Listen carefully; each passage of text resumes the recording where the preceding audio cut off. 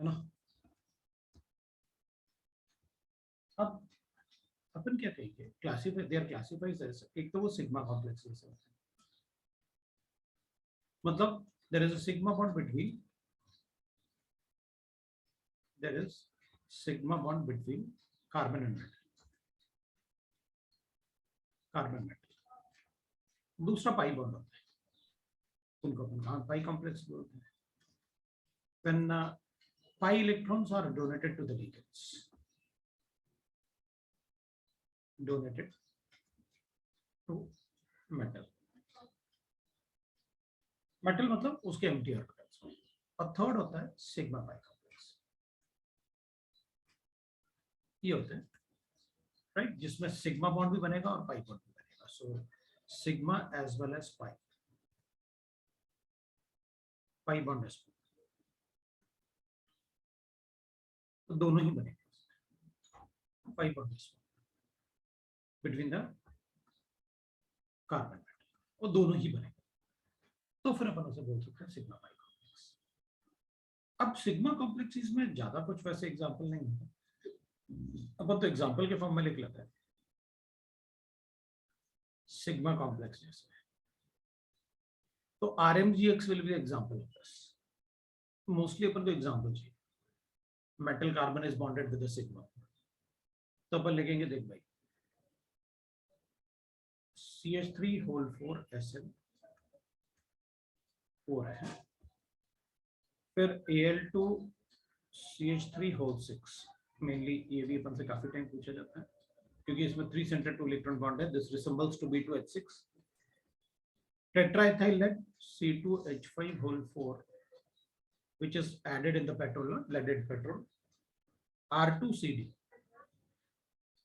etc. These are called मतलब we can, अब RMGX भी लिख देते हैं उसमें क्योंकि RMGX भी इसी का एग्जांपल होगा, तो अपन को और एक आइडिया मिल जाएगा क्योंकि RMGX से अपन काफी फैमिलियर होते हैं, etc. तो जो मेटल और लीगेंड बॉन्ड है, मतलब जो मेटल लीगेंड बॉन्ड होता है उसमें मेटल ऐसे होगा, उसमें ये पॉजिटिव और ये नेगेटिव उसके ऑर्बिटल में, और कार्बन के पास लोन पेयर होता है, ये कार्बन के इलेक्ट्रॉन हो गए और ट्रिपल बॉन्ड C, और अपन को पता होता है कि यहाँ पर ऑक्सीजन होगा, ये नेगेटिव चार्ज है, और इसको अपन बता सकते हैं lone pair of the carbonyl compounds ligand में। तो ये एक तरीके से लीगेंड ले लेता है, तो ये अपना इलेक्ट्रॉन इसको डोनेट करेगा, तो will get a bond between the metal and carbon, तो मेटल कार्बन बॉन्ड बन जाएगा ऐसे, ये कार्बन हो गया, मेटल कार्बन बॉन्ड हो गया, और ये ट्रिपल बॉन्ड ऐसे। So will get the product like this ऐसे, इसमें ये इलेक्ट्रॉन डेंसिटी होगी, तो this is a sigma bond between the metal and carbon. So इसका ऑर्बिटल से ओवरलैप करेगा टू फॉर्म अ बॉन्ड, इसका एक इलेक्ट्रॉन ओवरलैप करेंगे तो विल गेट द प्रोडक्ट। दूसरा होता है पाई ऑर्बिटल कॉम्प्लेक्स। सो पाई कॉम्प्लेक्स का मतलब होता है, अब इसमें तो जब इलेक्ट्रॉन डोनेट करेगा ना ये इलेक्ट्रॉन पेयर, तो it is like a coordinate bond, right, it is like a coordinate bond. अब यहाँ पर पाई इलेक्ट्रॉन्स जो होते हैं, है ना, सो अपन ऐसे लिख देते हैं the pi bond present in the ligand ना, so present in the ligand overlaps with pi orbital जो होते हैं, जो पाई बॉन्ड होगा present in the ligand overlaps with the empty orbital of metal, overlaps with the empty orbital of metal, थोड़ा सा ऐसे लिख देते हैं, overlaps with empty orbital of metal, orbital of metal। तो चेक कर लेते हैं अपन कैसे, जैसे एग्जांपल लिख लेते हैं क्योंकि मोस्टली अपन को इसमें एग्जांपल पूछेंगे, तो भाई एग्जांपल बताओ कि कैसे, मतलब किस किस, तो अपन को ना इसमें 3 ही एग्जांपल याद रखना होता है। एक तो जील सॉल्ट, दूसरा एग्जांपल होता है अपने पास फेरोसिन,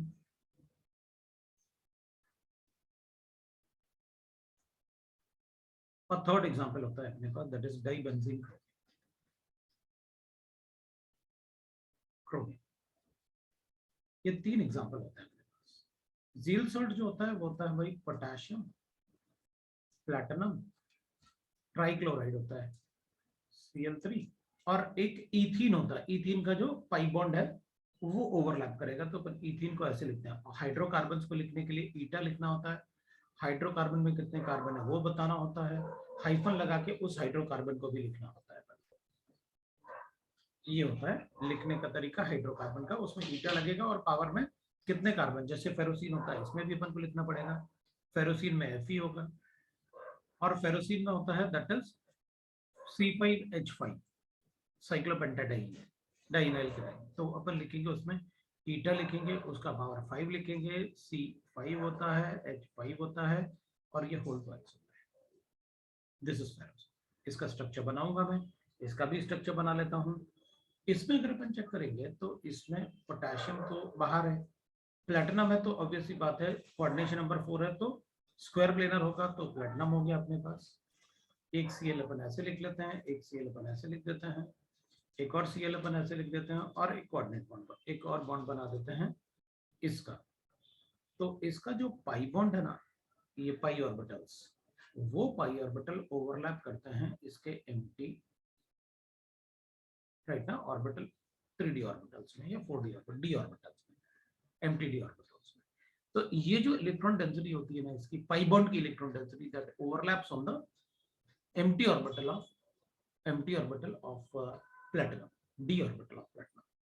तो ये इसका स्ट्रक्चर होता है। तो जैसे अपने लिखा है पाई कॉम्प्लेक्स में क्या होता है, the pi bonds present the ligand, ligand में जो पाई बॉन्ड प्रेजेंट होता है उसके इलेक्ट्रॉन, पाई इलेक्ट्रॉन जो है वो एम्प्टी ऑर्बिटल में डोनेट करेंगे, then it is called zero salt. ठीक है, then it will be called as a zero salt. Next we can write the ferrocene. अब अपन लिखेंगे फेरोसिन में, तो विल राइट दैट फेरोसिन में Fe होता है और cyclopenta, because we know that ये जो C5H5 है it is like this is C5H5, we know that it is aromatic in nature, इसमें -1 चार्ज है, मतलब आयरन पे +2 चार्ज। तो इसमें अपन लिखेंगे भाई, इसमें एक इधर होता है ये बॉन्ड, ऐसे बनाएंगे अपन, और एक नेगेटिव चार्ज इसमें होगा, टोटल 6 इलेक्ट्रॉन है, इट्स एरोमेटिक। एक और इधर होगा, तो अपन इसको ऐसे लिख लेते हैं, इसको भी ऐसे करते हैं नेगेटिव चार्ज। ये 6 इलेक्ट्रॉन यहाँ से डोनेट करेगा, और ये 6 इलेक्ट्रॉन 3 ऑर्बिटल में ये डोनेट करेगा, मतलब 6 और 6 12 इलेक्ट्रॉन डोनेट हो जाएंगे। आयरन पे +2 चार्ज है, इस पे -1 चार्ज होता है, इस पे भी -1 चार्ज होता है, और ये ferrocene is aromatic in nature क्योंकि ये एरोमेटिक होता है। अगर अपन EN कैलकुलेट करें तो कार्बन 26 होता है, -2 हो जाएगा, और एक 6 इलेक्ट्रॉन डोनेट कर रहा है तो +2 × 6 12 हो जाएगा, तो will get that 36 will be the effective atomic number, and that was the reason ferrocene exist. इनके effective atomic number exactly वही आएंगे जो नोबल गैस कॉन्फ़िगरेशन होता है, so it exists. ऐसे ही डाइबेंजीन क्रोमियम में होता है, डाइबेंजीन क्रोमियम में एक क्रोमियम होगा, बेंजीन ऐसे होगा, Cr लिखेंगे, फिर अपन ईटा लगाएंगे, उसका पावर 6 लिखेंगे, C6H6 लिखेंगे, होल ट्वाइस लिखेंगे। Benzene is aromatic without the charge, मतलब इसमें oxidation state of chromium is 0। So benzene अपने पास है जिसमें 6 इलेक्ट्रॉन होते हैं, इधर भी बेंजीन अपने पास है, 2 बेंजीन होंगे, जो क्रोमियम है वो बेंजीन से अपन सैंडविच जैसे बनाएंगे, और बीच में दोनों बेंजीन रिंग के बीच में अपन ने क्रोमियम रखा हुआ है, 6 इलेक्ट्रॉन वो डोनेट करेगा, 6 इलेक्ट्रॉन ये डोनेट करेगा। और इसके लिए भी EN अगर अपन कैलकुलेट करेंगे तो इट विल बी बेंजीन, तो 26 होता है -0 +2 × 12 हो जाएगा, तो ये भी 36 आएगा। तो ये जो बेंजीन डाइबेंजीन क्रोमियम है, ऑब्वियसली बात है वो भी एरोमेटिक होगा, फेरोसिन भी एरोमेटिक होगा, बट ज़ील सॉल्ट एरोमेटिक नहीं होगा, लेकिन it is DsP2 square planar होगा। These are called the pi complex. These are called the pi complex, right? These are called the pi complex. अब अपन लिख सकते हैं सिग्मा पाई कॉम्प्लेक्स, राइट? पाई complex में इन तीनों से ही क्वेश्चन आएगा। अपन से इसमें चार्ज भी पूछ सकते हैं कि बताओ प्लेटिनम पे कितना चार्ज है, आयरन पे कितना चार्ज है, या क्रोमियम पे कितना चार्ज है, बेंजीन पे भी चार्ज 0 है, इधर भी 0 है, लेकिन इधर साइक्लोपेंटाडाइनाइल एनाइन में -1 होता है, इसलिए आयरन पे +2 चार्ज। नेक्स्ट पेज पे चलते हैं अपन, सिग्मा पाई कॉम्प्लेक्स की बात करते हैं। तो third we can write that sigma pi complex, जितने भी सिग्मा पाई कॉम्प्लेक्स है ना, right, they exist as metal carbonyls. जितने भी मेटल कार्बोनाइल होंगे वो सब सिग्मा पाई कॉम्प्लेक्स के एग्जांपल होंगे। निकल कार्बोनाइल है, FeCO5 है, क्रोमियम COO6 है, या कोई दूसरा भी है। तो अपन अगर कोई और भी लिख सकते हैं, जैसे वैनेडियम COO6 है, नेगेटिव चार्ज होता है, तो ये सब उसके एग्जांपल हैं। अब अपन को पता है ये तो sp3 होता है, ये dsp2 sp3 होता है, ये तो sp3d2 होता है, d2 sp3 होता है, और ये भी d2 sp3 होता है, लिखता है। Carbonyl is a strong ligand, pairing तो हो गया। अब चेक करते हैं कि इसमें मेटल कार्बोनाइल, मतलब इसमें क्या है, जैसे निकल कार्बोनाइल है वो sp3 है, कोई बात नहीं, तो विल राइट लाइक दिस, निकल है अपने पास, तो इसमें भी अपन कार्बोनाइल बनाएंगे, इसका भी CO बनाएंगे, इसका भी CO बनाएंगे, इसको भी अपन CO बनाएंगे। तो कार्बन अपना इलेक्ट्रॉन डोनेट करता है निकल को, और फिर निकल के इलेक्ट्रॉन्स डोनेट होते हैं कार्बन के एम्प्टी π*2px π*2p से, एंटी बॉन्डिंग बनता है उसमें। तो अपन पहले अपन देखते हैं कैसे होगा। भाई मेटल होगा, मेटल के पास एम्प्टी ऑर्बिटल होगा, और उसके डी ऑर्बिटल्स भी होंगे। डी ऑर्बिटल में अपन को पता है, अगर यहाँ प्लस होगा तो यहाँ भी प्लस होगा, यहाँ माइनस होगा तो यहाँ भी माइनस होगा, डी ऑर्बिटल। ये एम्प्टी ऑर्बिटल है मेटल आयन का, एम्प्टी डी ऑर्बिटल, ये एम्प्टी डी ऑर्बिटल है।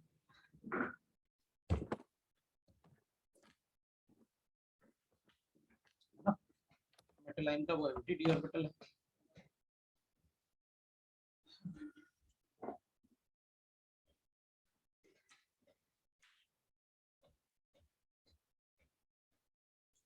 तो एम्प्टी डी ऑर्बिटल जो अपन को गिवन है, इसमें डोनेट करेगा इलेक्ट्रॉन कौन, कार्बन का जो लोन पेयर होता है, ये कार्बन का लोन पेयर जो है वो इसमें डोनेट करेगा इलेक्ट्रॉन, तो मेटल कार्बन बॉन्ड बनेगा।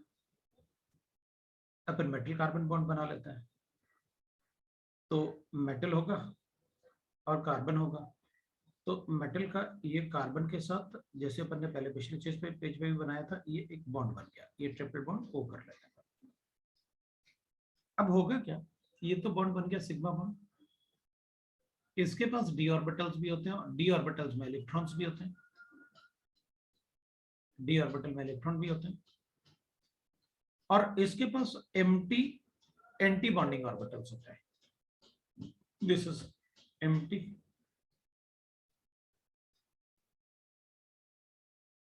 π*2px और π*2py, ये प्रेजेंट होता है। तो पहले कार्बन जो है इलेक्ट्रॉन डोनेट करके सिग्मा बॉन्ड बनाता है in the empty orbital of metal ion. उसके बाद मेटल आयन के जो इलेक्ट्रॉन्स होते हैं वो इसके एम्प्टी ऑर्बिटल में डोनेट करते हैं, तो ये वाले इलेक्ट्रॉन ऐसे वापस उसमें, this is called back bonding, ये इसमें ओवरलैप करेंगे। तो ये जो बैक बॉन्डिंग है पाई बॉन्ड की, द पाई बैक बॉन्डिंग, ये पाई बैक बॉन्डिंग है which forms a pi bond, क्योंकि सिग्मा बॉन्ड तो पहले बन गया, अगर ये वाला ओवरलैपिंग होगा तो पाई बॉन्ड भी बनेगा।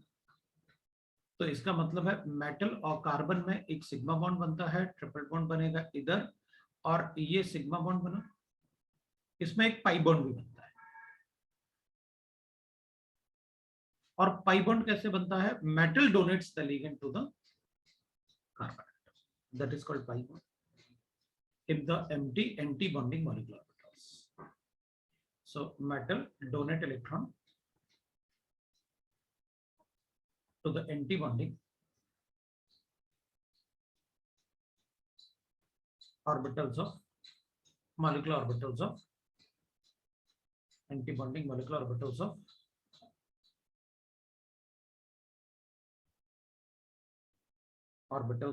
CO molecule, उसमें वो डोनेट करता है. This anti-bonding molecular जो बनते हैं ना bonds, this anti-bonding bond is called synergic bond.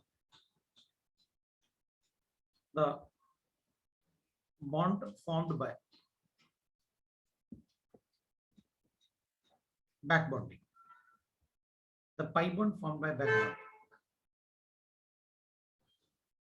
is called synergic bond. That bond is called synergic bond भी बोलते हैं अपन उसे. उससे कोई फर्क नहीं पड़ता आप बोलो या ना बोलो. कभी अपन से पूछ लेते हैं कि भाई synergic bond क्या होता है, तो अपन कहेंगे सिग्मा बॉन्ड पहले से एग्जिस्ट करता है जो पाई बॉन्ड बनता है बैक बॉन्डिंग से, that is called synergic bond. तो क्या अपन इसको भी सिनर्जिक बॉन्ड बोलते हैं.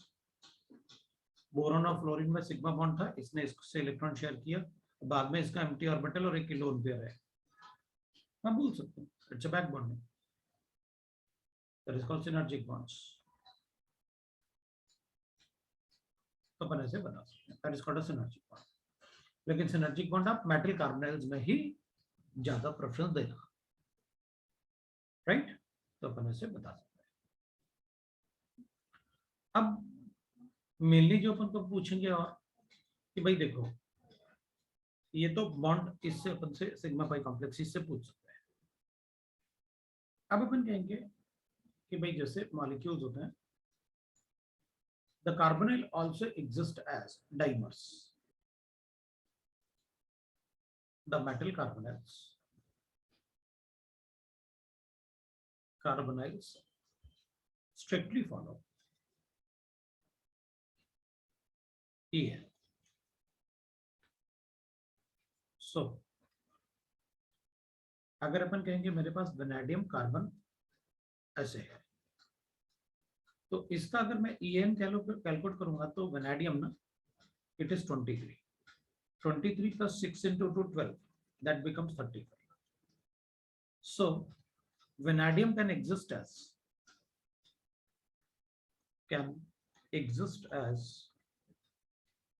vanadium CO whole 6 minus. अगर 35 होगा तो it will act as oxidizing agent. तो वो एक इलेक्ट्रॉन गेन करके अपने आप को स्टेबलाइज कर लेगा, मतलब 36 बना लेगा, तो ये एग्जिस्ट करेगा. मतलब वेनेडियम के पास माइनस चार्ज होगा. जनरली अपन मेटल पे क्या करते हैं, पॉजिटिव चार्ज, तो इसमें माइनस. मान लो मेरे पास ऐसे होता MnCO होल 6, तो मैं EN इसका कैलकुलेट करता ना, तो what I will have 25 plus that is 12, 37 होता. तो अपन कहते हैं so Mn can exist as manganese ना, कैन एग्जिस्ट एज, वो क्या करेगा MnCO होल 6 और प्लस बनाना पड़ेगा. या तो ऐसे बना हुआ और आप डाइमर जैसे बना लो, और it can form a dimer when MnCO whole 5 is given, then it exists as Mn2CO whole 10. ये डाइमर जैसे एग्जिस्ट करेगा. या तो आप पॉजिटिव चार्ज लिखो अगर 6 है तो, और अगर 5 है तो 35 हो जाएगा. 35 होगा तो आपको माइनस लिखना पड़ेगा, या आप डाइमर लिखोगे. तो जिसका भी नेगेटिव चार्ज बनेगा वो डाइमर जैसे एग्जिस्ट कर सकता है. तो डाइमर जैसे मतलब, तो विल रीड दैट इसमें Mn बॉन्ड होगा, Mn बॉन्ड होगा, और CO5 इसके साथ होंगे और CO5 इसके साथ. दिस बॉन्ड जो यहां पर बना ना, दिस इज डेल्टा बॉन्ड. जैसे सिग्मा बॉन्ड और पाई बॉन्ड होते हैं ना, तो कभी कभी अपन ने सुना होगा that is a delta bond. तो जो मेटल कार्बोनाइल कोई डाउट है?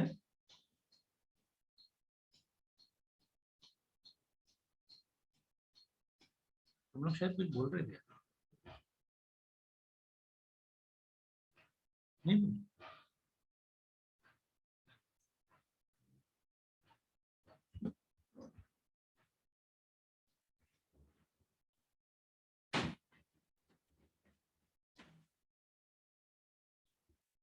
तो that is called a delta bond, है ना? फिर अपन उसे डेल्टा बॉन्ड बोलते हैं। डेल्टा बॉन्ड वैसे अपने सिलेबस में नहीं है, लेकिन अपन बोल सकते हैं ऐसे।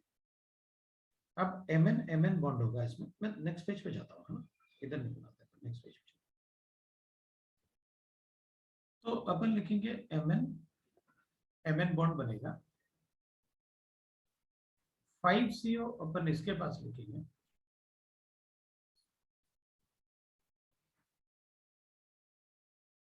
ऐसे, अपन 5CO लिख लेते हैं, और 5CO इसके पास लिखेंगे, और 5CO अपन इसके पास लिखेंगे। प्रीवियस पेज ये लो भाई, देख लो। फिर अपन देखते हैं 5CO से अपन क्या कर सकते हैं।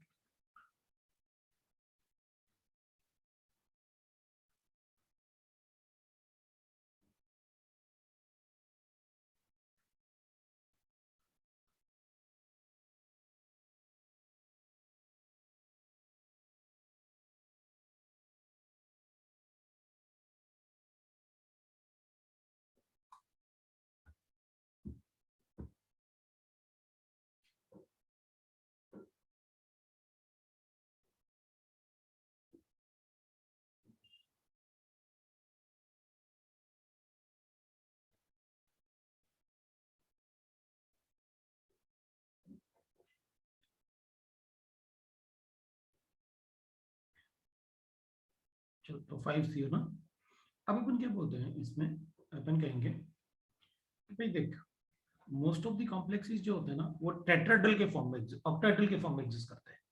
तो इधर 5 हैं, तो एक अपन इससे बना लेंगे, मतलब ऐसे बनते हैं ना ऑक्टाहेड्रल, ये बनेगा ना ऑक्टाहेड्रल। तो अपन एक ना इसमें ये ब्रिज लिगेंड जैसे एक्ट करेगा, यहां पर ये ब्रिज लिगेंड जैसे एक्ट करेगा, बाकी तो अपन ऐसे बना ही देंगे। इसका मतलब है 2 कार्बन मोनोऑक्साइड ऐसे होंगे जो ब्रिज लिगेंड जैसे एक्ट कर रहे होंगे, ये वाला और ये वाला। 2 कार्बन मोनोऑक्साइड ऐसे होंगे जो ब्रिज लिगेंड जैसे एक्ट कर रहे होंगे। तो फिर इसके अराउंड भी ऑक्टाहेड्रल शेप जैसे बन गया, और इसके अराउंड भी ऑक्टाहेड्रल शेप जैसे बन गया, राइट? ये अपन ऐसे बताएंगे। अब अपन क्या करेंगे, अब अपन इसका इफेक्टिव एटॉमिक नंबर कैलकुलेट करेंगे, क्योंकि इसका बॉन्ड ये बन गया और इसके लिए ये बन गया, इसके लिए अपन ये बना देंगे।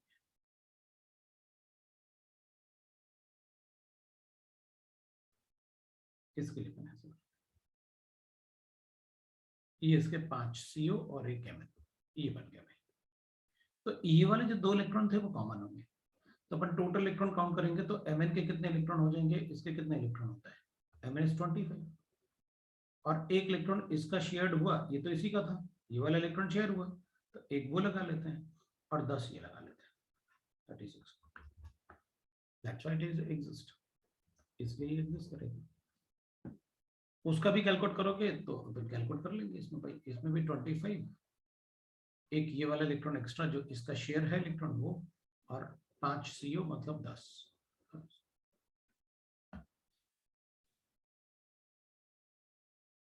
ऐसे ही बाकी डाइमर भी एग्जिस्ट करता है,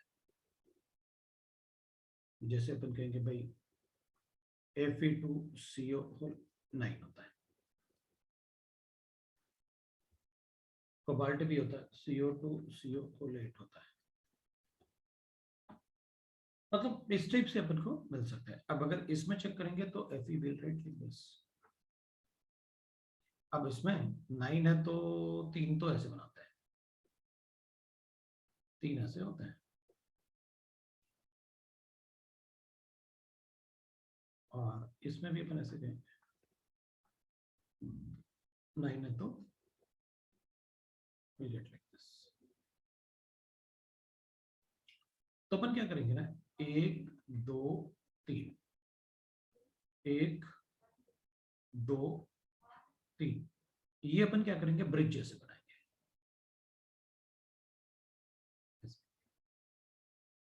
बाकी इसमें 3 ही हो गए, तो बचे 3 बॉन्ड बन गए अपने ये वाले।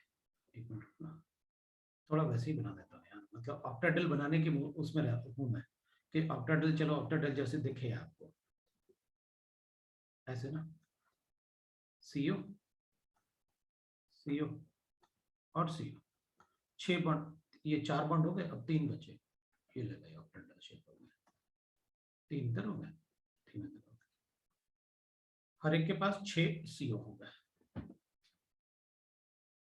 हर एक के पास अराउंड सराउंडिंग में 6 सीओ बॉन्ड्स हैं, दैट्स व्हाई इट इज ऑक्टाडेल, वो अपने आप अरेंज हो जाएंगे। ऐसे कोबाल्ट में करेंगे, कोबाल्ट कोबाल्ट बॉन्ड होगा और उसके बाद विल हैव लाइक दिस,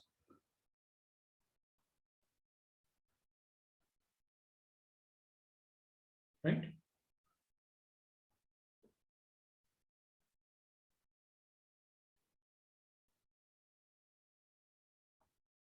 तो एक तो ऐसे बना देंगे अपन और एक ऐसे बना देंगे, ऐसे बॉन्ड बन जाएंगे अपने पास। This is how it will be the structures of the bond. तो अपन से क्वेश्चन क्या पूछेंगे, वो अपन से क्वेश्चन पूछेंगे कि F2CO9 में Fe के बीच में कितने कार्बन मोनोऑक्साइड ब्रिज लिगेंड जैसे प्रेजेंट है। एक तो ये क्वेश्चन हो सकता है, कितने कार्बन मोनोऑक्साइड ब्रिज लिगेंड जैसे होंगे, जैसे इसमें 2 हो गए कार्बन मोनोऑक्साइड, इसमें 3 हो गए, इसमें 2 हो गए, एक तो उस टाइप का क्वेश्चन हो सकता है।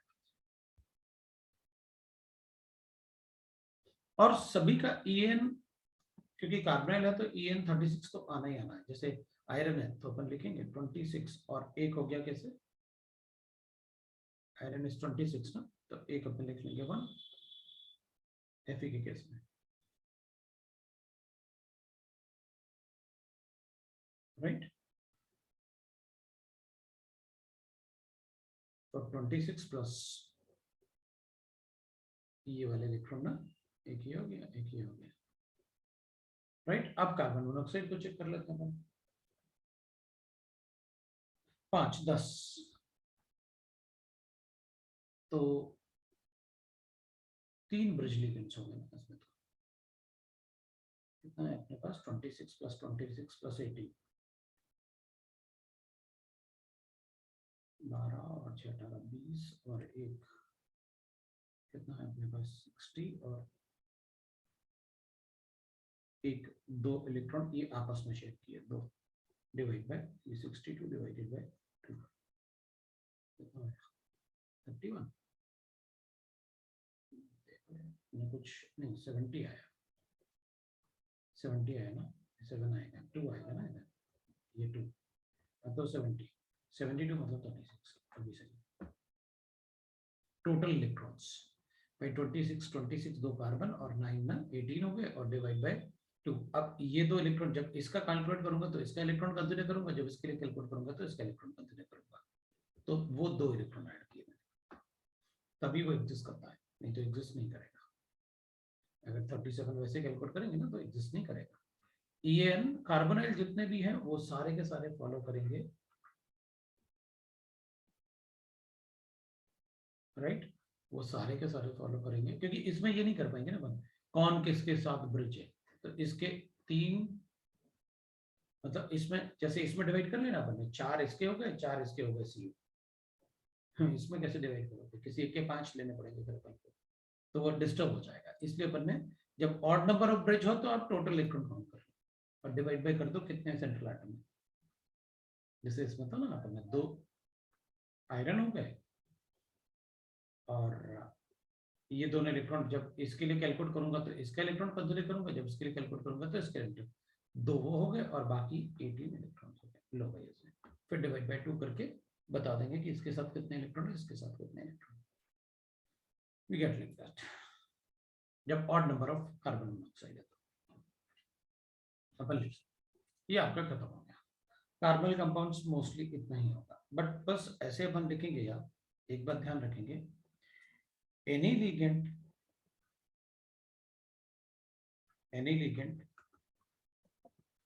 विथ कार्बन और नाइट्रोजन डोनर, जैसे इसमें कार्बन डोनर था, donor like CO, NO, etc. can form synergic bond, क्योंकि उनमें एंटी बॉन्डिंग मॉलिक्यूलर ऑर्बिटल होगा। सिनर्जिक बॉन्ड्स, वो जरूरी नहीं कि कार्बन मोनोऑक्साइड में ही सिनर्जिक बॉन्ड बनेगा, that is what we mean, right. फिर कई बार अपन कहते हैं कि भाई देखो ये तो ब्रिज है, तो ये जो ब्रिज बॉन्ड्स होते हैं वो वीकर बॉन्ड्स होते हैं, so bridge bonds are weaker, जो ब्रिज बॉन्ड्स होते हैं ना, right, are weaker than terminal bonds, CO bonds. अगर वीकर होंगे तो बॉन्ड लेंथ ज्यादा होगी, मतलब Fe का CO के साथ इधर बॉन्ड लेंथ ज्यादा है इधर से, अगर वो वीकर है तो बॉन्ड लेंथ ज्यादा होगी। तो लाइक दैट अपन से क्वेश्चंस पूछ लेते हैं कि बताओ भाई क्वेश्चंस में क्या क्या आएगा, ठीक है। बाकी इसी टाइप से क्वेश्चन पूछेंगे। अब कभी कभी अपन से कार्बन मोनोऑक्साइड में ना, जैसे अपन को गिवन है कार्बोनाइल कंपाउंड्स, तो बॉन्ड लेंथ भी पूछ लेता है, तो जैसे अपन लिखेंगे कुछ एग्जांपल ही ले लेंगे। The correct order of CO bond in increasing order, तो मुझे ऐसे गिवन है, एग्जांपल ले लेते हैं। ए हो गया NiCO होल 4, बी हो गया CO होल 4, और डी हो गया सी हो गया अपने पास FeCO होल 4 और 2 माइनस 4। कार्बोनाइल लेता हूँ वो तो बनाऊंगा मैं, एक और एग्जांपल ले लेता हूँ, उसमें ए हो गया that is MnCO whole 6 positive charge, B हो गया अपने पास CrCO होल 6, सी हो गया अपने पास दैट इज VCO होल 6, और डी हो गया अपने पास सपोज करते हैं TiCO होल 6, और इसमें -2। अभी पता क्या होगा, जैसे मेटल कार्बन और ट्रिपल बॉन्ड ऑक्सीजन ऐसे बॉन्ड होता है, अपन क्या कहेंगे, जैसे बी वाले की बात करें, इसको सॉल्व करना बड़ा इजी है।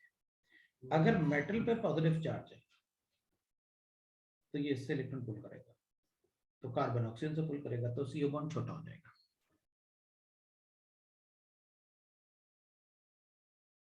है ना। तो इसका मतलब है इसका आंसर हो जाएगा, मेटल पे अगर पॉजिटिव चार्ज है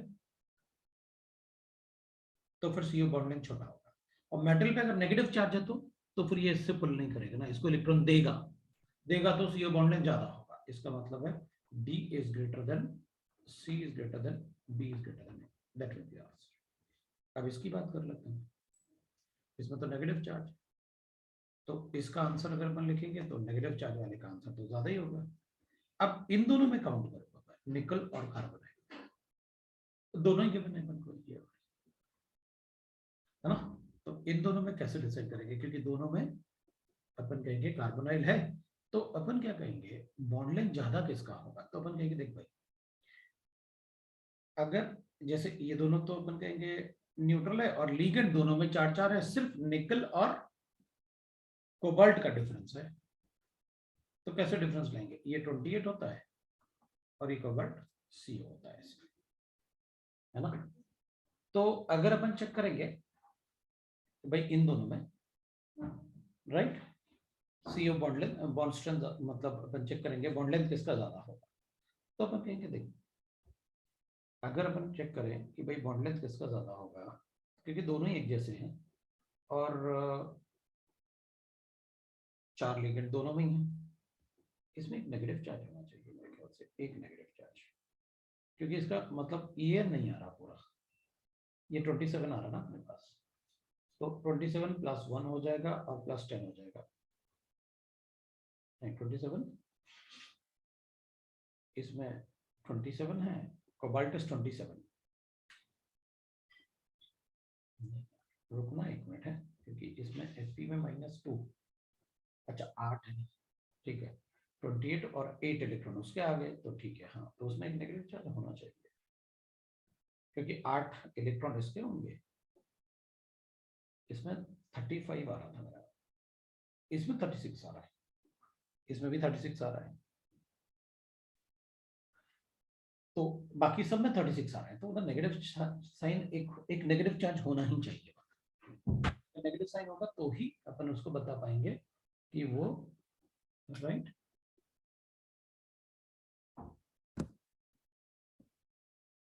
36 उसका, तो अपन क्या करेंगे, अब इसमें डी तो है नहीं, डी क्यों लिखेगा, तो अपन लिखेंगे लास्ट में सी ज्यादा होगा, बी से बी ज्यादा होगा, इसे अगर नेगेटिव चार्ज है तो, नेगेटिव चार्ज है तो मेटल पे नेगेटिव चार्ज है, नेगेटिव चार्ज है तो कार्बन को ज्यादा देगा, कार्बन को ज्यादा देगा तो ऑक्सीजन को ज्यादा। अब अगर अपन मान लो मतलब ऐसे कुछ होता तो नहीं, एटॉमिक नंबर तो अपन को पता ही था ना, एटॉमिक नंबर तो उसी के बेसिस पे बताते हैं, जिसमें ज्यादा इलेक्ट्रॉन है वो मेटल ज्यादा इलेक्ट्रॉन रिच है, मेटल ज्यादा इलेक्ट्रॉन रिच है तो ज्यादा इलेक्ट्रॉन देगा। भाई सी अगर मान लो नेगेटिव चार्ज नहीं होता तो सर कैसे सॉल्व करते हैं, वैसे तो नहीं, ऐसा पॉसिबल नहीं है, क्योंकि वो इफेक्टिव एटॉमिक नंबर दोनों का 36 होना चाहिए, carbonyl strictly follows EN rule, so will write like that. चलो ठीक है, फिर अपन इसमें और क्वेश्चंस आप कर सकते हो, ये आपका चैप्टर खत्म हो गया इस टाइप से। अब इसको बॉन्ड ऐसे भी पूछ सकते हैं, जैसे अपन ने बॉन्ड लेंथ में लिखा तो वो बॉन्ड ऑर्डर भी पूछ सकते हैं, तो आप उसमें अब यहाँ पर नहीं लिख रहे, नहीं तो तुम लोग ये बॉन्ड ऑर्डर थोड़ी अपने पास है, ये तो बॉन्ड लेंथ है, बॉन्ड लेंथ और बॉन्ड ऑर्डर तो इनवर्सली प्रोपोर्शनल होता है।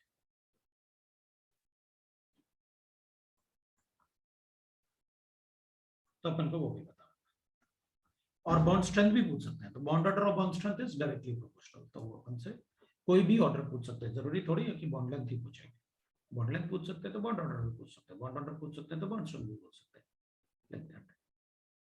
ये आपका कोऑर्डिनेशन कंपाउंड्स है। Now we can have electrochemistry, उसको भी खत्म कर देते हैं ना इलेक्ट्रोकेमिस्ट्री को, फिर ओसी बचेगा तो अपन एल्डिहाइड कीटोन्स ही रह गया अपना, बाकी सब तो खत्म ही है एल्डिहाइड कीटोन्स के अलावा, बायोमोलिक्यूल्स और पॉलीमर्स वो भी पढ़ा था, बाकी अपने आप पढ़ो। तो मैं इलेक्ट्रोकेमिस्ट्री शुरू कर लेता हूँ, ठीक है। सर इस लेसन पे थोड़े क्वेश्चंस करा सकते हो क्या? किस पे? ये कोऑर्डिनेशन कंपाउंड में। अब क्वेश्चंस के थ्रू ही तो बता रहा हूँ मैं सारा, ये सारा जो पढ़ा रहा हूँ उसमें क्वेश्चंस बताता तो जा रहा हूँ कि कैसे क्वेश्चंस पूछेंगे अपन को, तो शीट में तो बहुत सारे क्वेश्चन गिवन है, आप ऑड नंबर सॉल्व कर लो, बताओ। Okay sir. है ना, क्योंकि मैं क्वेश्चन करवाऊंगा तो मैं ऐसे match the following like that question करवाऊंगा, उसमें क्या होगा कि मैच द फॉलोइंग वगैरह में कि भाई बहुत सारे कंसेप्ट एक साथ आ जाए, है ना, क्योंकि क्वेश्चन करवाऊंगा तो टाइम लगेगा फिर अपन को, तो मैं इसलिए तो तुमसे बार बार बोलता हूँ भाई शीट के क्वेश्चन डाउट क्लास कर लो आप पूरा, आप शुरू में बोल दो सर आज पूरा डाउट क्लास है, आप तो आज डाउट्स बता दो हमारे सारे हमने सॉल्व किए, तो आप शीट से ऑड नंबर कर लो, इवन नंबर कर लो, या फिर कुछ ऐसे कर लो, है ना। क्वेश्चंस तो अपने पास बहुत हैं, जितना चाहे अपन उतने क्वेश्चन लिख सकते हैं, बोलो तो मैं मतलब एक दो मतलब ऐसे क्वेश्चन लिख देता हूँ, मुझे कोई प्रॉब्लम नहीं।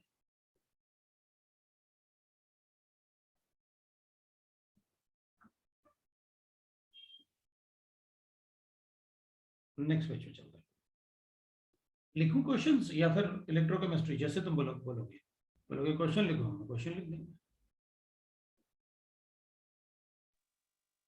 तो शीट से सॉल्व करके डाउट आएगा तो पूछ लूंगा। अपन नेक्स्ट क्लास को डाउट क्लास ही बना देते हैं। दैट इज चलेगा डाउट सर। क्लास।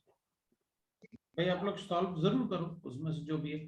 शीट में अगर कुछ भी सॉल्व नहीं करना है ना, तो एक्सरसाइज 2 का पार्ट 3 एंड 4,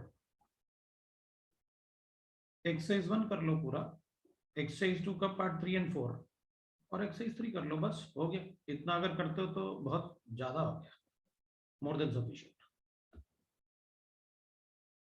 2 का पार्ट 1 पार्ट 2 छोड़ दो फिर, अभी जब टाइम मिले तो उसको भी करो। चलो नेक्स्ट पेज पे चलते हैं। इलेक्ट्रोकेमिस्ट्री। इलेक्ट्रोकेमिस्ट्री 3 पार्ट में डिवाइडेड है। एक तो इलेक्ट्रोकेमिकल सेल्स,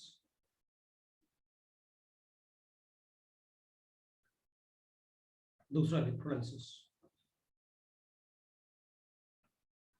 और थर्ड है electrolytic conductance.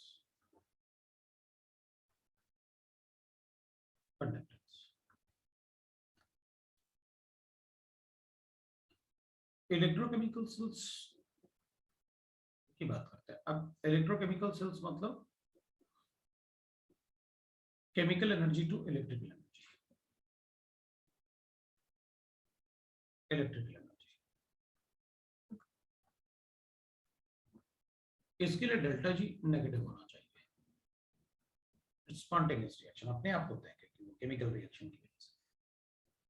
Electrolysis is endothermic process, इसमें डेल्टा एच नेगेटिव होता है। इलेक्ट्रोलाइसिस में अपन electrical to chemical energy, to chemical energy.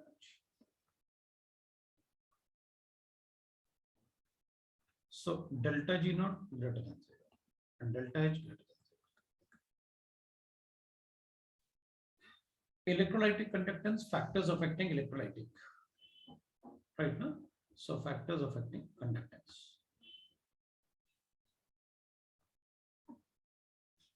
Conductance. That is electrolytic conductance. That is electrochemistry.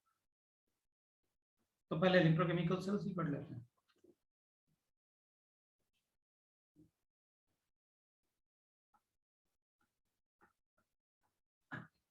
Electrochemical cells जो होते हैं ना, उसमें 2 हाफ सेल होता है।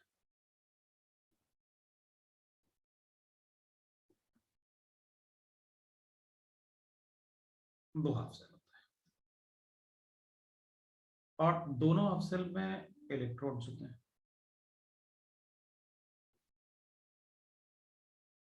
दोनों हाफ सेल में इलेक्ट्रोड्स।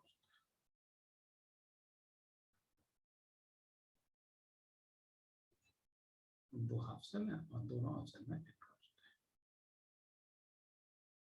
और इन दोनों को अपन बाहर से ज्वाइन कर देते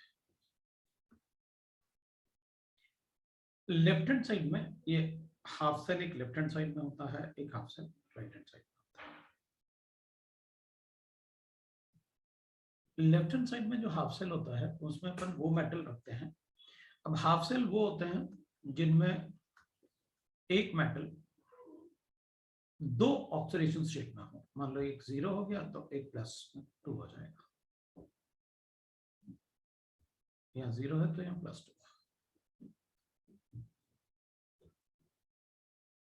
ये कॉपर हो गया, 0 ऑक्सीडेशन स्टेट। यहाँ कॉपर का सोल्यूशन ले लेता हूं,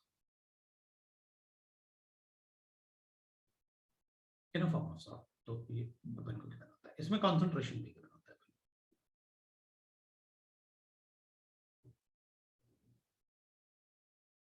अगर 1 मोलर है तो स्टैंडर्ड हो जाएगा, कोई दूसरा मोलारिटी भी ले सकते हैं अलग अलग। अब कुछ मेटल ऐसे होते हैं जिनकी इलेक्ट्रॉन देने की टेंडेंसी ज्यादा होती है, कुछ मेटल ऐसे होते हैं जिनकी इलेक्ट्रॉन देने की टेंडेंसी ज्यादा होती है। तो जिंक और कॉपर में zinc has more tendency to donate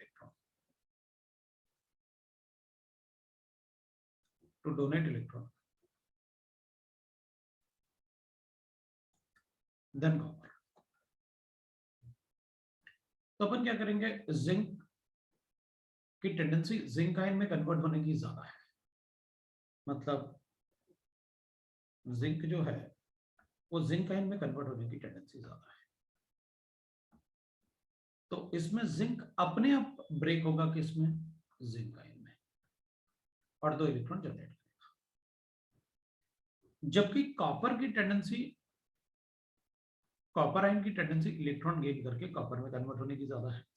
तो ओवरऑल एक की टेंडेंसी ज्यादा होना चाहिए लूज होने की, और एक की टेंडेंसी कम होने की, मतलब इलेक्ट्रॉन गेन करने की ज्यादा होना चाहिए। तो इससे क्या होगा, एक फीजिबल रिएक्शन बन जाएगा। ये इलेक्ट्रॉन लूज करना चाहता है और इधर जो कॉपर आयन है सोल्यूशन के अंदर वो इलेक्ट्रॉन गेन करना चाहता है, तो ये कॉपर आयन इससे इलेक्ट्रॉन अपनी तरफ पुल करेगा, ऐसे इसी से सेल बन जाता है। अब इस इलेक्ट्रोकेमिकल सेल को आईयूपेक ने अपन को और इजी कर दिया। वो कहता है जो लेफ्ट हैंड साइड पे प्लेस्ड है वो हमेशा एनोड होगा, और जो राइट हैंड साइड पे प्लेस्ड है वो कैथोड होगा। जो लेफ्ट हैंड साइड पे प्लेस्ड है उस पर हमेशा ऑक्सीडेशन होगा, जो राइट हैंड साइड पे प्लेट है उस पर रिडक्शन होगा। जो लेफ्ट हैंड साइड पे प्लेस्ड है वो आपका नेगेटिव इलेक्ट्रॉन्स होगा, और ये पॉजिटिव इलेक्ट्रॉन्स। तो अपन ने इस पे ऑक्सीडेशन रिएक्शन लिखा, और इस पे अपन ने रिडक्शन रिएक्शन लिखा राइट हैंड साइड पे। Loss of electron is oxidation reaction and gain of electron is a reduction reaction. So overall cell reaction जो है, सेल रिएक्शन दोनों को ऐड कर लेंगे। ऐड करूंगा तो it is a redox reaction, ये इलेक्ट्रॉन लूज कर रहा है वो गेन कर रहा है। तो अपन लिखेंगे zinc plus copper ion will get convert into zinc ion plus copper.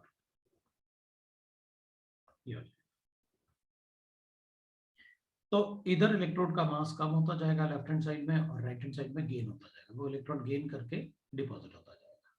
तो इधर इलेक्ट्रोड छोटा होता जाएगा और राइट हैंड साइड में इलेक्ट्रोड बड़ा होता जाएगा, क्योंकि उस पर डिपोजिशन होगा।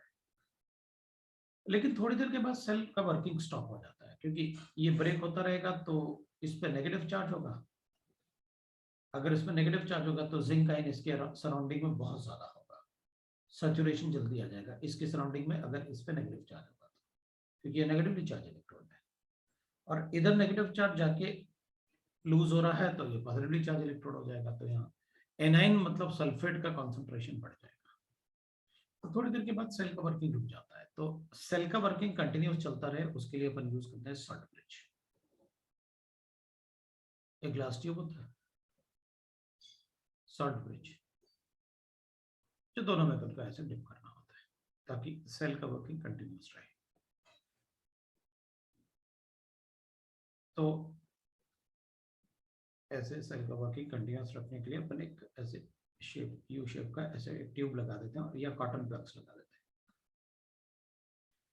इसके अंदर अपन इलेक्ट्रोलाइट ऐड करेंगे, और वो इलेक्ट्रोलाइट का मोबिलिटी बहुत अच्छा होना चाहिए, मतलब उसके आयंस में आपस में अट्रैक्शन कम होना चाहिए। सो इनर्ट इलेक्ट्रोलाइट यूज करना है, इनर्ट इलेक्ट्रोलाइट, जैसे KCl है, KNO3 है, अमोनियम नाइट्रेट है, इस टाइप के अपन इनर्ट इलेक्ट्रोलाइट यहाँ यूज करते हैं। ये मोस्टली KNO3 यूज करते हैं, या KCl भी यूज कर सकते हैं। बस जो इनर्ट वर्ड अपन ने इसलिए यूज किया कि जो भी सॉल्ट ब्रिज में, ये सॉल्ट ब्रिज होता है, जो भी सॉल्ट ब्रिज में आप इलेक्ट्रोलाइट यूज करोगे in the form of paste, तो अगर अगर जली में होता है। Function and characteristics of salt bridge, of salt bridge.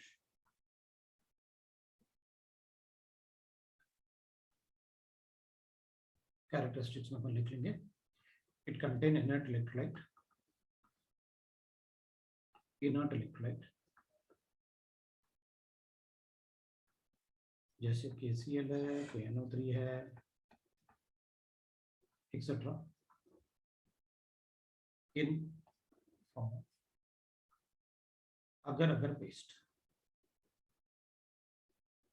अब पेस्ट का मतलब जैसे टूथपेस्ट होता है वो भी वैसे ही होता है पेस्ट, स्पंजी थोड़ा सा। तो उसमें अगर अगर पेस्ट का मतलब है कोई सॉल्वेंट उसमें अपने आप फ्लो नहीं कर सकता, लेकिन अगर कोई बाहर ऑस्मोटिक प्रेशर है या कोई उनको पुल करेगा खींचेगा तो वो जा सकता है। That is the rule of agar paste. Inert electrolyte must have high mobility of ions. जो भी अपन इनर्ट इलेक्ट्रोलाइट यूज करेंगे ना, electrolyte must have high mobility of ions.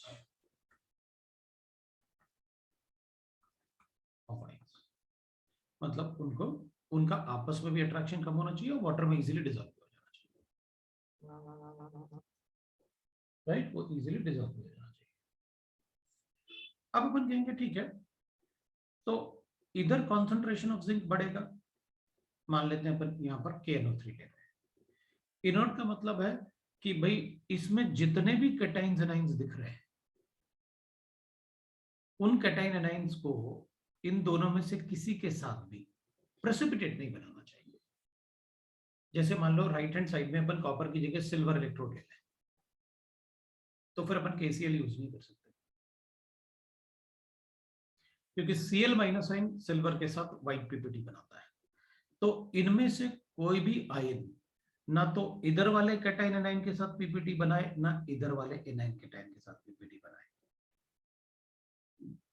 That's why I am writing E naught. वो कहीं भी chemical reaction नहीं करता किसी के साथ भी, जो इसमें कैटाइन एनाइन प्रेजेंट है या LHS में कैटाइन एनाइन प्रेजेंट है, उनमें से किसी के साथ भी कोई रिएक्शन नहीं करता। अगर प्रेसिपिटेट बनाता है तो वो इलेक्ट्रोलाइट अपन यूज नहीं कर सकते इन उसमें सॉल्ट ब्रिज में। फिर अपन कहेंगे सॉल्ट ब्रिज में क्या होता है, जैसे अगर अपन देखेंगे तो इधर ये, क्योंकि concentration of zinc ion near the electrode increases, तो ये यहाँ से अपन को जिंक आयन को बाहर निकालने के लिए एनाइन सप्लाई करेगा। जो ये एनाइन ये देगा, ये जिंक आयन को ड्रैग करके दूर लेके जाएगा। और इधर कॉपर आयन डिपॉजिट हो रहा है तो सल्फेट आयन यहाँ पर डिपॉजिट, मतलब कॉन्सेंट्रेशन बहुत हाई हो रहा होगा, तो ये क्या देगा अपन को, कैटाइन देगा। मतलब salt bridge will produce cations on right hand RHS and anions in the LHS. It produces anion in LHS and cations in RHS, so that saturated solution does not form.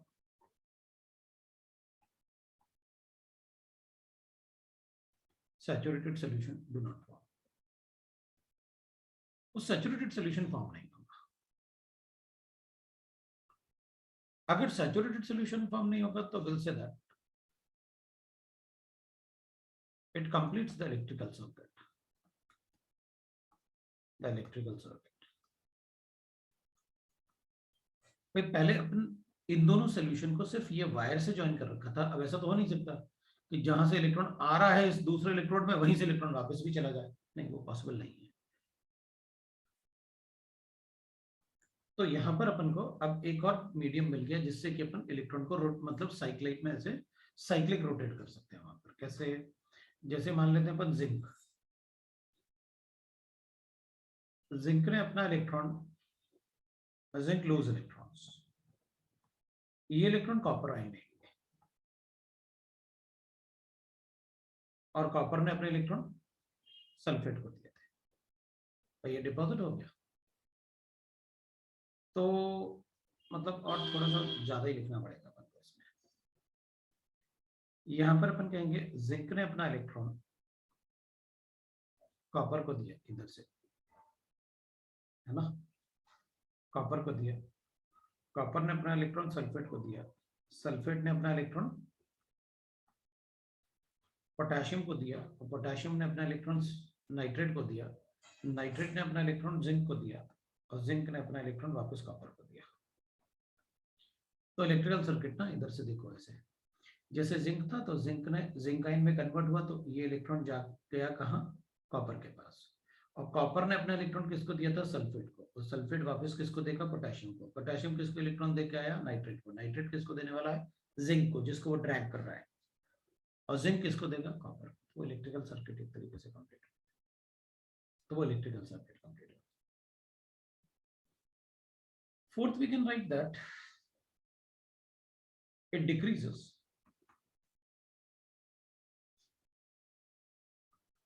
the liquid junction potential.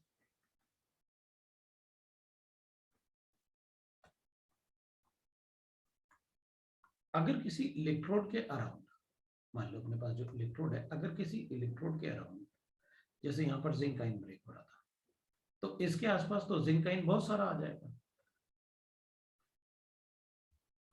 Zinc ion saturated हो जाएगा। तो फिर इसके wall पे यहाँ जो saturated solution है, zinc ion का कंसंट्रेशन यहाँ ज्यादा होगा इससे।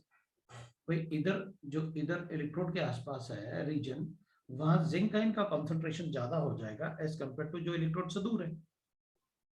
तो इधर कंसंट्रेशन ऑफ जिंक ज्यादा है और इधर कम है, तो इन दोनों के बीच में तो फिर पोटेंशियल डिफरेंस जनरेट होगा।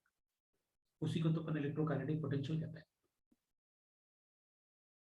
सो इन दोनों के बीच में इलेक्ट्रॉन राइट ना, लिक्विड जंक्शन मतलब इन दोनों के जो बाउंड्री है वहां पर पोटेंशियल जनरेट होगा। फिर तो इसका अट्रैक्शन ज्यादा है इलेक्ट्रोड पे इसके कंपैरिजन, और अगर वो जनरेट होगा इलेक्ट्रोड, तो ऑब्वियसली बात है सॉल्यूशन में ऑस्मोटिक प्रेशर डिफरेंट है।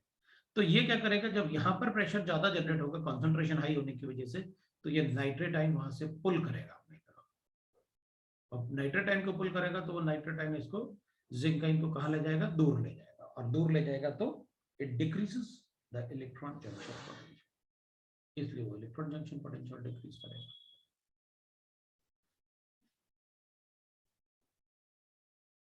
That is all what we require for the salt bridge. ये salt bridge था। अब अपन लिख सकते हैं सेल रिप्रेजेंटेशन और रिप्रेजेंटेशन।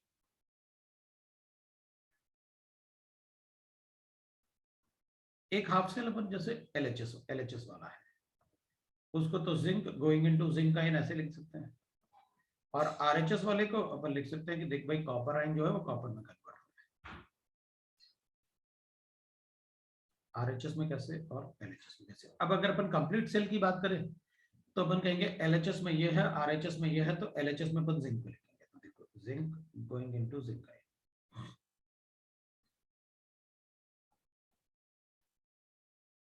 C1 कंसंट्रेशन, और वहां पर कॉपर सल्फेट जो था जिसमें से copper ion will go into copper, लेकिन कॉपर सल्फेट का अपन को कंसंट्रेशन भी लिखना होता है ब्रैकेट में, भाई कितना कंसंट्रेशन, तो इसको C2 कंसंट्रेशन लिखते हैं, ये कॉपर में कन्वर्ट होता है। और यहाँ पर अपन सॉल्ट ब्रिज को दो पैरेलल लाइन से अपन सॉल्ट ब्रिज कराते हैं, तो ये आपका सॉल्ट ब्रिज है। जो दो पैरेलल लाइन है वो सॉल्ट ब्रिज है, और ये जो ऐसे लाइन अपन ने बना रखा है वो फेज बाउंड्री है सॉलिड और सॉल्यूशन के फॉर्म, सॉलिड और सॉल्यूशन का फेज बाउंड्री, मतलब एक मेटल फेज है और एक सॉल्यूशन फेज है। This is called the phase boundary.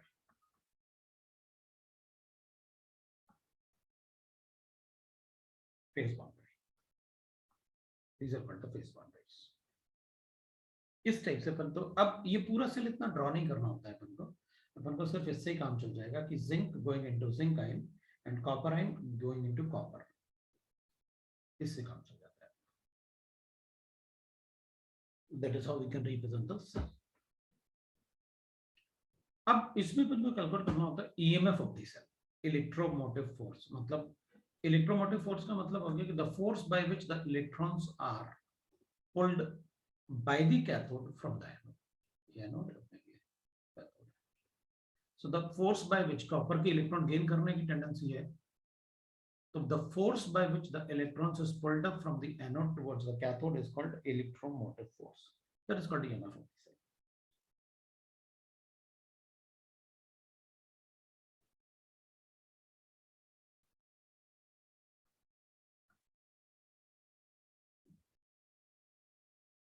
वो सर रिप्रेजेंटेशन था। तो अपन नेक्स्ट पेज पे चलते हैं, electromotive force, EMF of the cell. So EMF of the cell अपन E नॉट से डिनोट कर लेते हैं, the force by which the electrons are, by which electrons are pulled up by cathode from, तो EM of the cell लिखते हैं अपन, E naught of the cell will be equal to E naught of cathode, half cell के लिए अपन को given होता है E naught of the cathode minus E naught of the anode, ये होता है भाई, और वो रिडक्शन पोटेंशियल में, दोनों के दोनों रिडक्शन पोटेंशियल, और रिडक्शन पोटेंशियल होगा तो कैसे पता चलेगा कि अपन को ईएमएफ ऑफ द सेल है, so reduction potentials,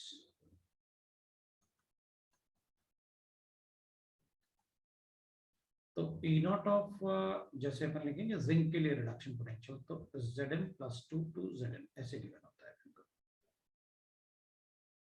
is equal to minus 0.76 volt होता है, और रिडक्शन पोटेंशियल ऑफ कॉपर जो होता है that is copper ion into copper, that is equal two plus 0.34 volt होता है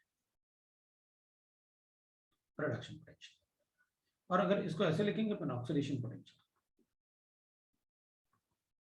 ऑक्सीडेशन पोटेंशियल की बात करेंगे तो ऐसे लिख सकते हैं भाई जिंक ई नॉट है अपने पास,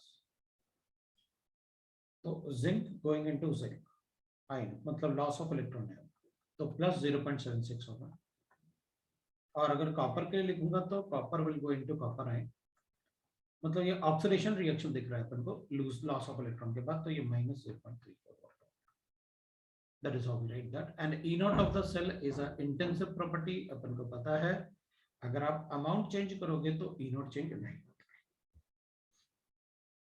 किसी ने अपन से पूछा है लिक्विड जंक्शन पोटेंशियल एक बार और बता दो सर, तो अपन ऐसे कर लेते हैं भाई,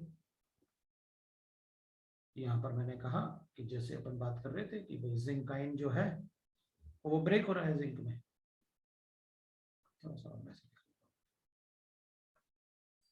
मान लो ये एक इलेक्ट्रोड है अपन ने बना दिया जिंक इलेक्ट्रोड, तो zinc will go into zinc ion, तो जो इलेक्ट्रॉन है वो कहाँ जाएगा, तो इलेक्ट्रॉन यहाँ घूमेगा तो दूसरी तरफ इलेक्ट्रॉन पुल्ड अप हो रहा ना, वही तो ये मैं फोकस सेल है, तो अपन कहेंगे इधर ये इलेक्ट्रॉन इस पे आ जाता है, negatively charge electron, it's cathode है ना, ये एनोड है और नेगेटिवली चार्ज है तो कैथोड है, तो अपन क्या करेंगे इस पे इलेक्ट्रॉन मतलब प्रेजेंट है इलेक्ट्रोड पे, जहां लॉस्ट होता है वहां कैथोड होता है, जिस पे इलेक्ट्रॉन आता है वो एनोड होता है, अपन कहेंगे यहाँ नेगेटिव चार्ज है, तो फिर ऑब्वियसली बात है कंसंट्रेशन ऑफ जिंक भी यहीं बहुत ज्यादा होगा, और यहाँ जिंक का इन कंसंट्रेशन कम होगा, यहाँ जिंक का इनका कंसंट्रेशन हाई होगा,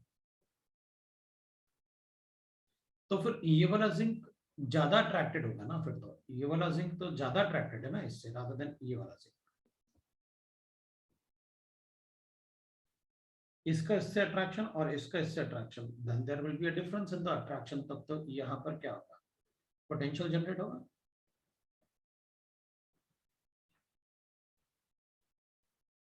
the attraction between the positive and negative ना, इसका अट्रैक्शन ज्यादा है इसका अट्रैक्शन कम है, तो यहाँ पर पोटेंशियल जनरेट होगा। अब पोटेंशियल जनरेट क्यों हो रहा है, because there is a difference in the concentration of zinc ion, तो अगर अपन सॉल्ट ब्रिज से नाइट्रेट आयन अंदर लेके आ जाए तो ये इस जिंक आयन का कंसंट्रेशन अराउंड द इलेक्ट्रोड कम करेगा, तो इन दोनों का कंसंट्रेशन नियर एंड फार दोनों क्या हो जाएगा बराबर होगा, तो वो पोटेंशियल फिर जनरेट नहीं हो पाएगा, that is called liquid junction potential, उसी को अपन लिक्विड जंक्शन पोटेंशियल कहते हैं।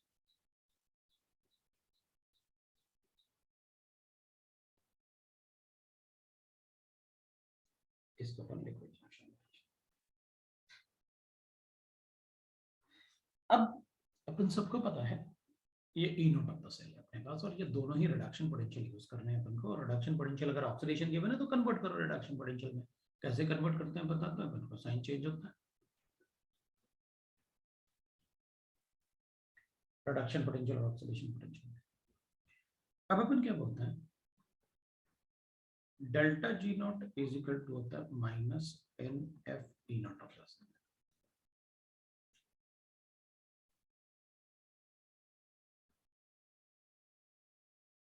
देख लो भाई, प्रीवियस पेज देखो।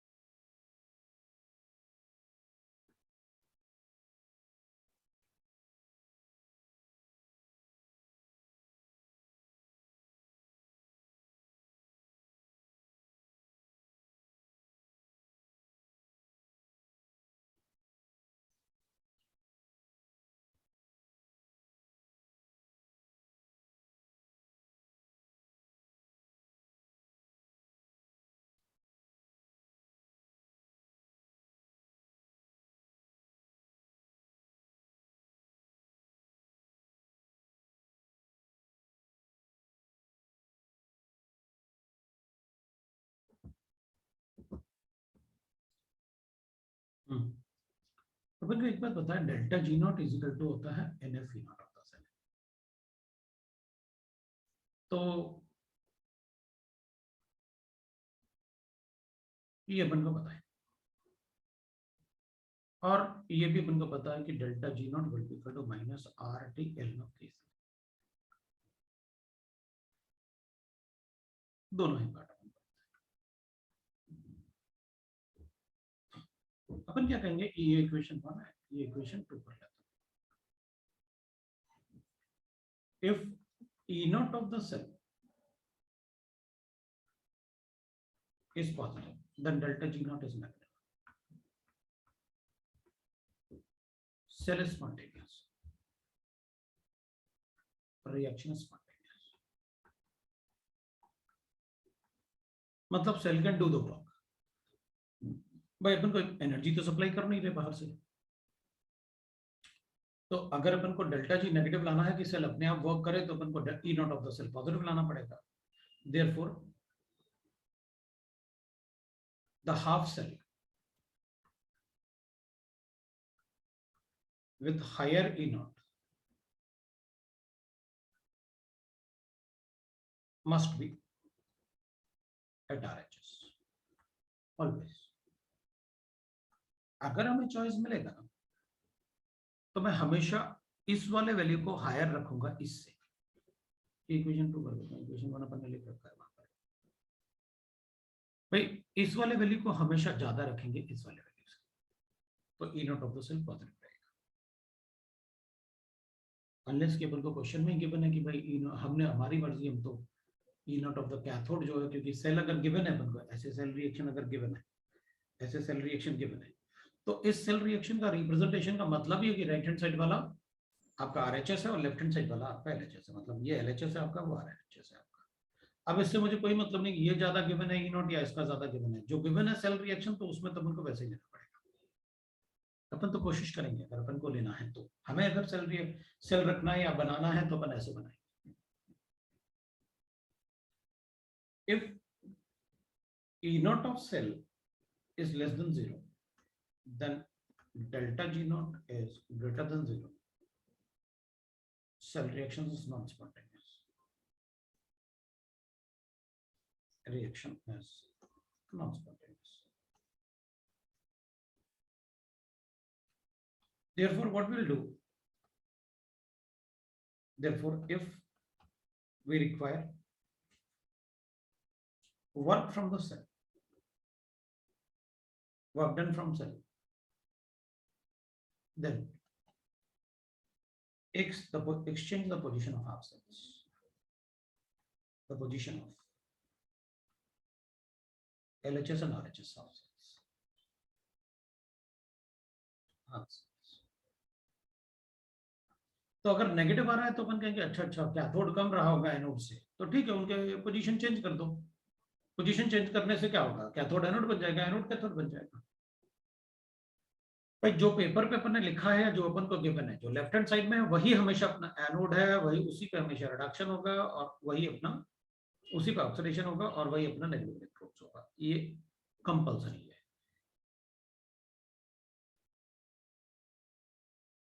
Right.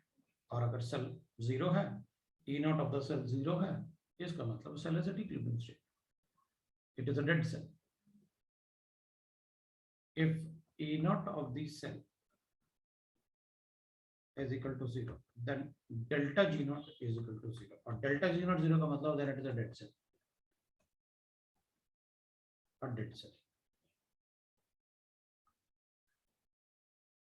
then it is called the dead cell, अगर delta G naught 0 है तो।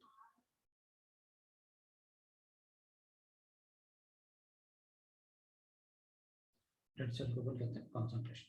अब इसमें अपन मतलब अब डेल्टा जी नॉट ही 0 आ गया, ई नॉट 0 है तो सो डेड सेल को अपन मतलब इससे वर्क डन कर सकते हैं क्या, it depends on the concentration,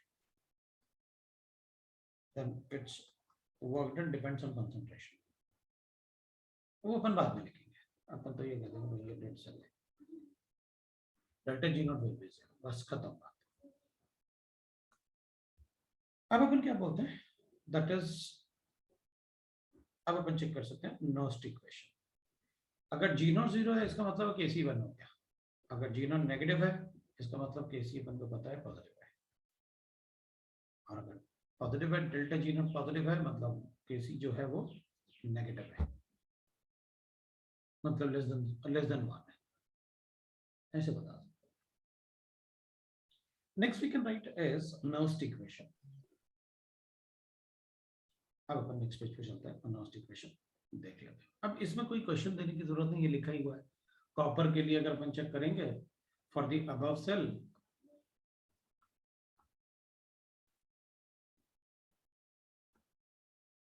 the E naught of the cell will be E naught of cathode, cathode में क्या था, कॉपर था,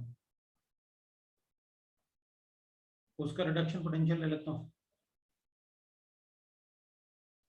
minus E naught of zinc ले लेता हूँ, उसका रिडक्शन पोटेंशियल ले लेता हूँ, that will be equal to copper का कितना गिवन है अपन को 0.34 माइनस और जिंक का कितना गिवन है माइनस 0.76 1.1 वोल्ट। दैट इज, ये वैल्यूज अपन को गिवन होंगे क्वेश्चंस में, वैल्यू याद करने की जरूरत नहीं है, मैंने सिर्फ इसलिए बताया कि अगर किसी का रिडक्शन पोटेंशियल गिवन है, ये रिडक्शन हुआ तो यहाँ पर ऑक्सीडेशन हो रहा है, इलेक्ट्रॉन्स आर लॉस्ट, तो रिडक्शन। तो अगर अपन को ऑक्सीडेशन पोटेंशियल गिवन है तो अपन रिडक्शन पोटेंशियल बना सकते हैं, रिडक्शन पोटेंशियल गिवन है तो oxidation potential, whatever is required अपन कर सकते हैं। अब ये रिडक्शन और ऑक्सीडेशन पोटेंशियल जो होते हैं, ये जो वैल्यूज ये क्वेश्चन में गिवन होते हैं, बट इनकी जरूरत अपन को इलेक्ट्रोलाइसिस में पड़ती है, तो अपन इनको स्टैंडर्ड रिडक्शन पोटेंशियल वैल्यूज बोलते हैं जब भी ई नॉट लगा होता है, तो इनको अपन बोलते हैं एसआरपी वैल्यूज, और oxidation potential therefore SOP values. एक बार अपन स्टैंडर्ड रिडक्शन पोटेंशियल देख लेते हैं, फिर अपन को पढ़ लेना चाहिए नॉस्ट इक्वेशन, फिर क्वेश्चन सॉल्व शुरू हो जाएंगे। अभी इसमें तो इतना ही क्वेश्चंस है, और वो सॉल्ट ब्रिज वगैरह के क्वेश्चंस आ सकते हैं। Standard reduction potentials values,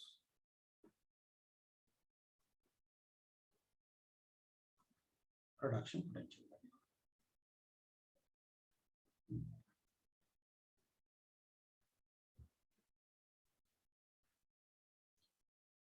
standard reduction potential values मतलब SRP values.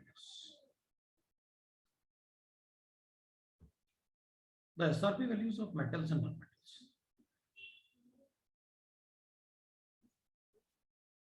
Metals and non-metals depends on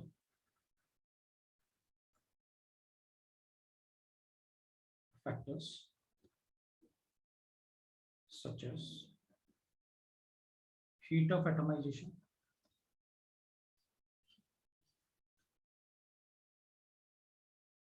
ionization energy,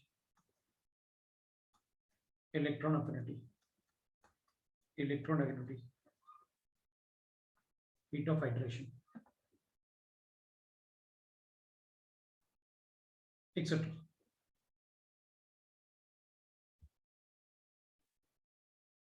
right.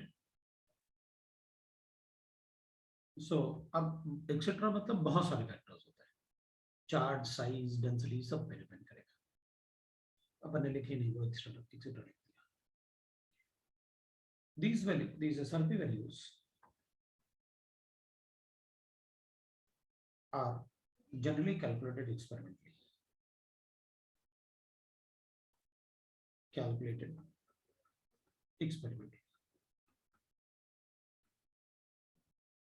They are generally calculated experimentally.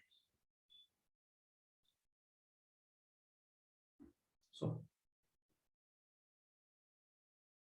ठीक है। अब अपन क्या करते हैं, SRP values of metal ions लिख लेते हैं।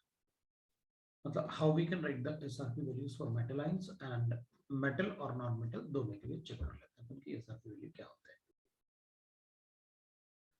तो SRP value of metal ions,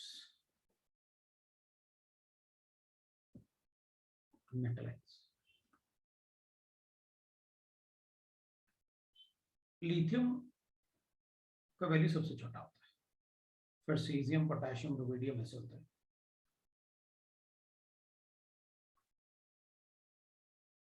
अब सारा तो नहीं लिखूंगा मैं, लेकिन जितना अपने काम का है वो जरूर लिखूंगा।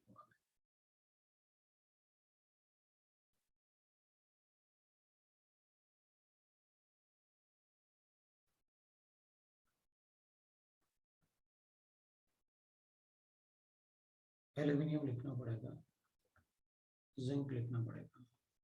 मतलब बहुत सारे ऐसे तो अपने पास बहुत सारा होगा कि भाई ये भी लिख लो, ये भी लिख लो। मतलब ऐसे लगेगा कि यार सारे ही लिख लो, मतलब जितने हैं SRP वैल्यूज, लेकिन अपन उतने ही लिखेंगे जितने अपने काम के होंगे। राइट।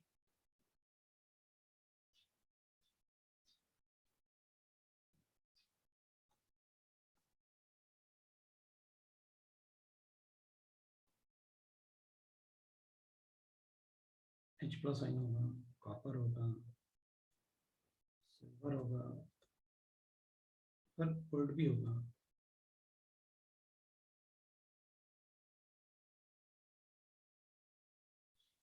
और फिर अपन कोबाल्ट को लिखेंगे।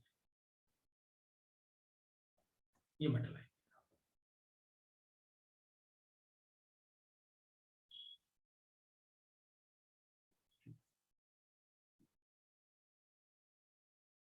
ऐसे ही अपन लिख सकते हैं फॉर्मूला। SRP वैल्यू मतलब होता है कि भाई जैसे अगर अपन चेक करें तो इसमें लिथियम के लिए -3.05 वोल्ट होता है,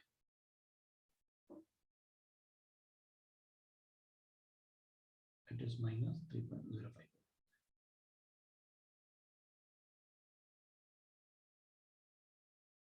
ठीक है। जिंक के लिए अभी थोड़ी देर पहले मैंने लिखा था -0.76। अब ऐसे अपन सारे ही याद नहीं करने हैं तुमको, मैं सोच रहा हूँ कि मतलब जितना अपन को जरूरत पड़े उतना ही लिखना। एल्यूमिनियम ठीक है, वो अपन लिख सकते हैं -1.66, ये तो -2.37 होगा volt. Hydrogen is 0, copper is 0.34, अभी लिखा था मैंने, सिल्वर इज 0.8, गोल्ड जरूरत नहीं है वैसे अपन को, 1.30 होता है, और as a metal line it will be highest. पहले तो अपन बहुत ज्यादा याद नहीं करेंगे। अब इसमें कुछ कुछ पार्ट ऐसे हैं जो अपन को चाहिए, जैसे मैं यहां पर लिखूंगा वाटर, H2O का होता है -0.83, यहां पर मैं लिखूंगा कॉपर और सिल्वर के बीच में we can write that iron तो अपन कहेंगे आयरन तो यहाँ भी लिखा आपने, हाँ बिल्कुल लिखा, इज माइनस 0.44 होता है। लेकिन ये जो है ये Fe3+ से Fe2+ में कन्वर्ट होने के लिए, यहाँ पर मरकरी भी होता है और प्लेटिनम भी होता है, बट अपन बहुत सारा मतलब वो नहीं करेंगे, मुझे मेनली ये चाहिए। और वाटर कहाँ प्रेजेंट है एल्यूमिनियम और जिंक के बीच में, वाटर का वैल्यू याद होना चाहिए।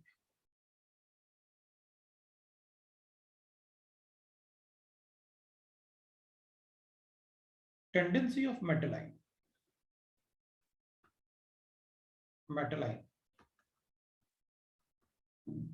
to gain electron directly proportional to value of SRP। इसलिए मैं वैल्यूज की बात कर रहा था। इसका मतलब है अमंग ऑल दी कैटायंस सबसे ज्यादा टेंडेंसी किसकी होती है इलेक्ट्रॉन गेन करने की, कोबाल्ट की। मतलब cobalt is the best oxidising agent among all the cations, उसकी इलेक्ट्रॉन गेन करने की टेंडेंसी सबसे ज्यादा है कोबाल्ट। तो अगर इसमें अपन देखें तो least tendency to gain electron किसका है, लिथियम आयन का। मतलब लिथियम का वाटर में लिथियम आयन में कन्वर्ट होने का टेंडेंसी बहुत ज्यादा है, मतलब लेकिन इसका इसको लेके इसमें कन्वर्ट होने का टेंडेंसी बिल्कुल नहीं है, वो लीस्ट होता है इन वाटर में, इन वाटर सॉल्वेंट। ये SRP ये मेटल आयंस के लिए। मतलब अपन बोल सकते हैं ना, अगर इसकी टेंडेंसी सबसे ज्यादा इलेक्ट्रॉन गेन करने की है तो कोबाल्ट 2+ की इलेक्ट्रॉन लूज करने की टेंडेंसी सबसे कम है। भाई अगर इसकी इलेक्ट्रॉन लेने की टेंडेंसी सबसे कम है, मतलब लिथियम की इलेक्ट्रॉन लूज करने की टेंडेंसी सबसे ज्यादा है।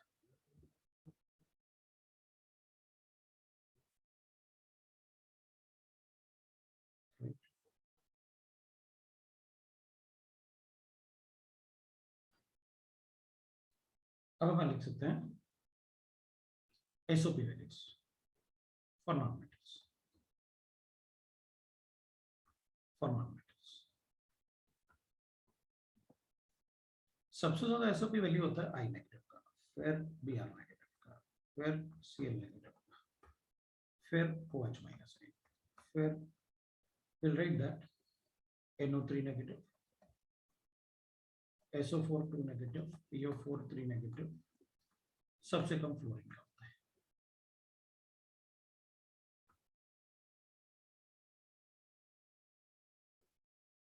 आयोडीन को अगर अपन चेक करेंगे तो SOP वैल्यू से ऑक्सीडेशन मतलब tendency to lose electron iodine का सबसे ज्यादा है।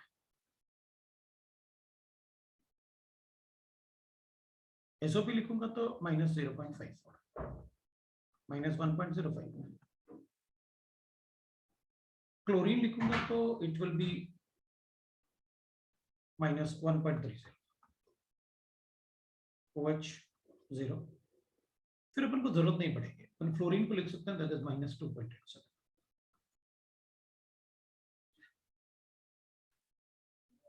अगर ये ऑक्सीडाइज होगा इलेक्ट्रॉन लूज करेगा तो I2 में कन्वर्ट होगा, ये Br2 में कन्वर्ट होता है, ये Cl2 में कन्वर्ट होता है, ये O2 देगा, ये भी O2 देगा, ये परऑक्साइड देगा, ये O2 देगा, ये fluorine.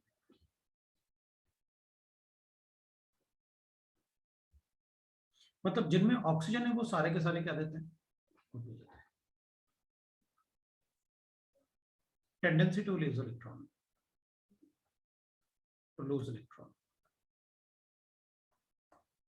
will be directly proportional to SOP value.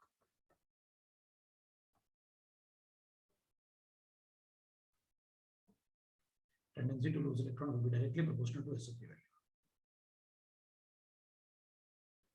अब अगर अपन वाटर के लिए चेक करें तो इलेक्ट्रॉन लूज करने की टेंडेंसी तो वो इधर आएगा H2। मेनली अपन को H2 का पोजीशन हमेशा चाहिए, इसलिए मैं अपन उसको हमेशा अलग भी लिखते हैं।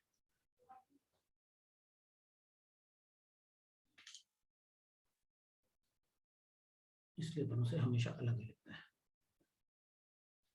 अब आता है इनका एप्लीकेशन का पार्ट कि भाई हम क्या करें, ये वैल्यूज का हम करें क्या। आपने कहा ये वैल्यूज एग्जाम में गिवन होते हैं क्वेश्चन में, तो अब हमारे किस काम का ये, तो क्वेश्चन में गिवन ही होंगे, तो आप इतना सब क्यों बता रहे हो।